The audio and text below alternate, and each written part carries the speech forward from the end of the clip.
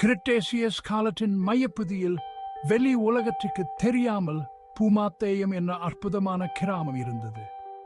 டைனோஸ்கள் பூமியில் சுற்றி தெரிந்த ராட்சதர்களின் காலம் அது. ஆனால் இந்த கிராமத்தில் ஒரு வித்தியாசமான உயிரினம் வாழ்ந்தது, ஹியூமானோசஸ். அவர்கள் இயற்கையுடன் இணக்கமாக வாழ்ந்தார்கள். அவர்களின் வாழ்க்கை அவர்களை சுற்றியுள்ள வலிமை மிக்க டைனோசர்களுடன் பின்னி பிணைந்தது. காற்று சூடாகவும் ஈரப்பதமாகவும் இருக்கும் ஒரு இடத்தை கற்பனை செய்து பாருங்கள். அங்கு அயல் நாட்டு பறவைகளின் சத்தங்களும் இலைகளின் சலசலப்பு சத்தமும் நிறைந்திருக்கும். உயரமான மரங்கள் மேலே ஒரு விதானத்தை உருவாக்கி சூரிய ஒளியை காற்று தரையில் வடிக்கின்றன. இதுதான் பூமாத்தேயம், ராட்சதர்களின் பூமியில் அமைதி மற்றும் அமைதியின் புகலிடம். ஹியூமானோசோரஸ் ஒரு தனித்துவமான இனம், டைனோசர் மற்றும் மனிதனின் கலவை. அவர்கள் மனிதர்களைப் போல நிமிர்ந்து நடந்தார்கள், ஆனால் அவர்களின் தோல் செதில்களால் மூடப்பட்டிருந்தது. மேலும் அவர்கள் சமநிலைப்படுத்த உதவும் சக்தி வாய்ந்த வாள்களை கொண்டிருந்தனர். அவரின் முகங்கள் இரு உலகங்களின் கலவையாக இருந்தன. புத்திசாலித்தனமான கண்கள், தட்டையான மூக்குகள் மற்றும் வலுவான தாடைகள். இந்த அற்புதமான உயிரினங்கள் புத்திசாலித்தனம் மற்றும் வளம் கொண்டவை. அவர்கள் தம்ம சொந்த மொழியை உருவாக்கி இருந்தார்கள். சத்தமிடுதல், உருமல் மற்றும் விசில் சத்தங்களின் கலவையாகும். அவர்கள் திறமையான கைவினைஞர்கள், இயற்கை பொருட்களை பயன்படுத்தி கருவிகளை உருவாக்குகிறார்கள். ஆயுதங்கள் மற்றும் நகைகள் சூடு. இந்த கிராமம் மண், கிளைகள் மற்றும் இலைகளால் கட்டப்பட்ட குடில்களால் ஆனது. அவை மழை மற்றும் வெயிலில் இருந்து தங்குமிடம் வழங்க போதுமான வலிமையானவை. கிராமத்தின் மையத்தில் ஒரு பொதுவான பகுதி இருந்தது, சூட்டங்கள், விழாக்கள் மற்றும் கதை சொல்லும் இடம். பூமாத்தேயத்தில் வாழ்க்கை எளிமையானது ஆனால் நிறைவானது. ஹியூமானோசஸ் அவர்களின் சூழலுடன் இணக்கமாக வாழ்ந்தது. இயற்கையிலிருந்து அவர்களுக்கு தேவையானதை மட்டுமே எடுத்துக்கொண்டது. அவர்கள் திறமையான வேட்டைக்காரர்கள் மற்றும் சேகரிப்பாளர்கள். அவர்களின் ஃபேமிலிஸ்களுக்கும் சமூகத்துக்கும் உணவளித்தனர். கிராமத்து ஆண்கள் திறமையான வேட்டைக்காரர்கள். ஈட்டிகள், வீடுகள் மற்றும் அம்புகளை பயன்படுத்தி சிறிய மற்றும் நடுத்தர அளவிலான டைனோசர்களை வீழ்த்தினர்.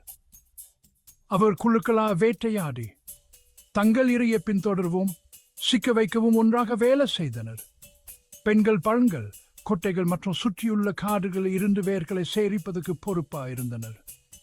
தங்கள் சூழலில் உள்ள பல்வேறு தாவரங்கள் மற்றும் விலங்குகளை அடையாளம் காண அவர்கள் கற்றுக்கொண்டனர். எவை சாப்பிட பாதுகாப்பானவை, எவை மருத்துவ குணங்களை கொண்டவை, எவற்றை தவிர்க்க வேண்டும் என்பதை அவர்கள் அறிந்தார்கள். இயற்கை உலகம் பற்றிய அவர்களின் அறிவு அவர்களின் உயிர் வாழ்வதற்கு இன்றியமையாதது.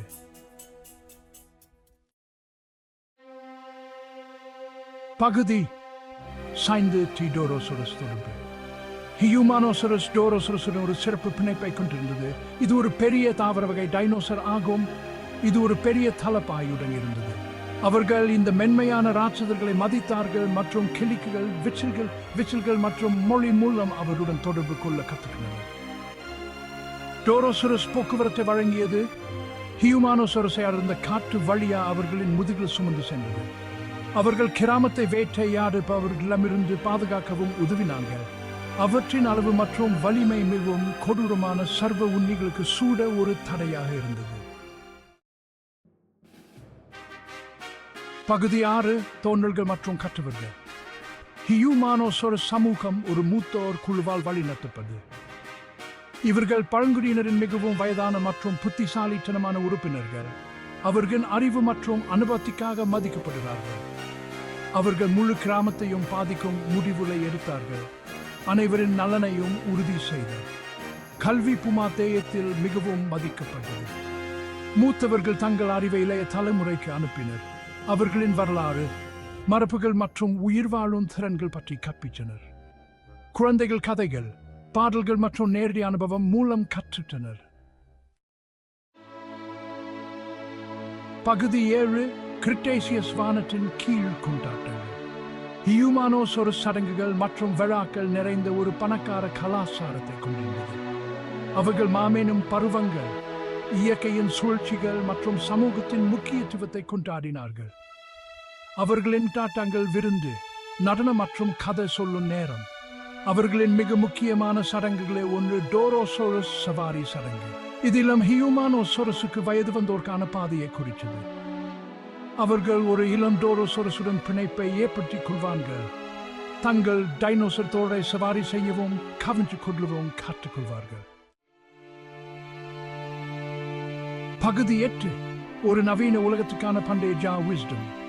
ஹியூமானோசோரஸின் கதை இயற்கையுடான நஹாமனி என்பது சாத்தியம் என்பது நினைவூட்டுது. அவர்கள் தங்கள் சூழலுடன் சமநிலையில் வாழ்ந்தார்கள். அவர்களுக்கு தேவையானதை மட்டுமே எடுத்துக்கொண்டு அவர்களை சுற்றியுள்ள உயிரினங்களை மதித்தார்கள். அவர்களின் கதை நம் அனைவருக்கும் ஒரு உத்வேகம். சுற்றுச்சூழல் சவால்களை எதிர்கொள்ளும் உலகில் ஹியூமானோசோரஸின் ஞானத்திலிருந்து நாம் கற்றுக்கொள்ளலாம்.